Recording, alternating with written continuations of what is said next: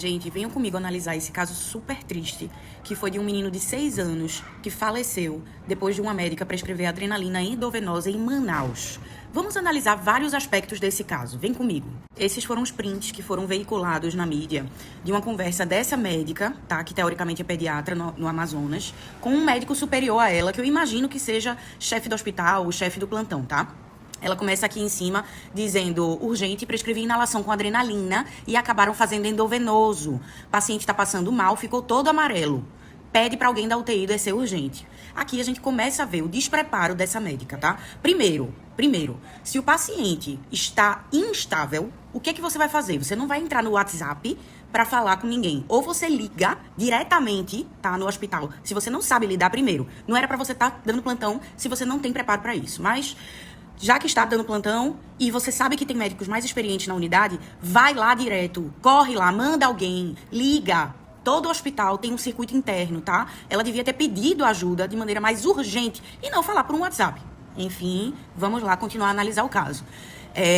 O que eu administro? O paciente desmaiou, pelo amor de Deus, eu errei a prescrição. Quando ela fala o paciente ficou todo amarelo, a gente começa a ver o despreparo dessa mulher. Gente, o que é que a adrenalina faz? A adrenalina é um hormônio de luta e fuga, tá? Que a gente usa muito em situações de urgência, quando a gente precisa de vasoconstricção, ou seja, a gente precisa que os vasos fechem. O que quer dizer o paciente ficou todo amarelo e aqui em cima ela diz, aqui ó, tá pálido, todo amarelo. Esse paciente de 6 anos não tinha peso suficiente para fazer 9 miligramas de adrenalina, que foi o que ela administrou.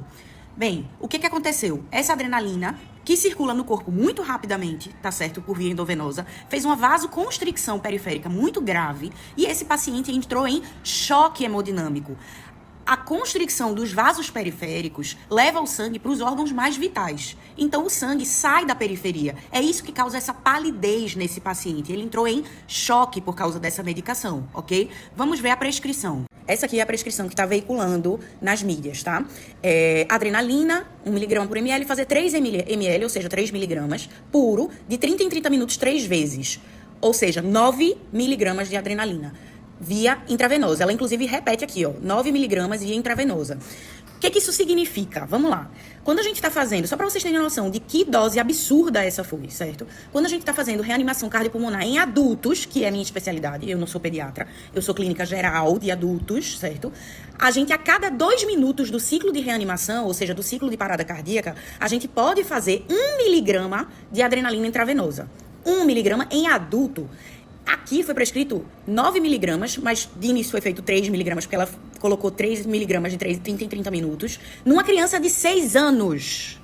Ou seja, é uma dose cavalar, uma dose absurda, uma dose letal mesmo, que foi o que aconteceu. O menino veio a óbito, certo? Vamos conversar um pouco sobre tudo isso. Gente, vamos lá. Foi uma sucessão de erros que levou ao óbito dessa criança. O primeiro erro definitivamente foi dessa médica. Eu não tô aqui para proteger a comunidade médica e para dizer que essa médica não errou. Ela errou muito, ok? Mas eu queria trazer um pouquinho de criticidade a mais para esse caso, para vocês. A equipe de enfermagem, ela não deve fazer tudo o que um médico prescreve sem raciocinar, sem criticidade, sem um pouquinho de raciocínio clínico, certo? O enfermeiro, ele tem, tanto quanto o médico, muita noção dos sistemas, das medicações, das doses, ok? Às vezes, muito mais até do que médicos, tá? Porque eles lidam diariamente com aquilo. Nós, médicos, trabalhamos em várias áreas, em vários hospitais, na UTI, na emergência, enfim. Geralmente, enfermeiros trabalham especificamente numa área sempre, tá? Então, é preciso que a enfermagem tenha criticidade suficiente de perguntar para o médico: doutora, você tem certeza que isso aqui está correto? Porque, veja, só usar a lógica. Se no ciclo de reanimação cardiopulmonar, em adulto, a gente usa 1 miligrama de adrenalina, como é que eu vou achar que 3 miligramas em bolos, ou seja, feito de maneira pura, endovenosa, numa criança de 6 anos, vai dar certo? Gente, passou pela médica, passou pela enfermeira, passou pelo farmacêutico, porque todo hospital tem que ter um farmacêutico para liberar essa prescrição, liberar essa medicação para ser administrada, e passou pelo técnico de enfermagem, tá? Todos esses profissionais erraram. Se você colocar simplesmente que o médico pensa e todos os outros profissionais da cadeia de assistência à saúde não têm condições de raciocinar e de fazer criticamente uma análise de cada caso, para que servem os outros profissionais da saúde, então? Se você vai confiar plenamente no médico. Não é assim que funciona, gente. A gente precisa entender que cada um tem um papel. Essa médica errou muito, muito. Não estou passando pano, nunca passarei para essa mulher. Mas o restante da cadeia também errou, certo? O que é que fica de lição pra gente? Como pais, eu tenho uma filha de 3 anos, quem me segue sabe, tá? Como sociedade, foi prescrita uma medicação? Pesquisa, sabe? A família ainda perguntou, poxa, mas todas as vezes que ele chegou por tosse seca só, gente. Todas as vezes que ele chegava com tosse, era prescrito por inalação. Nunca foi prescrito por via endovenosa. Tem certeza? Pesquisa a dose. Deixa eu ver a dose. A enfermagem tem que mostrar. Tá? Deixa eu ver a dose que está sendo administrada.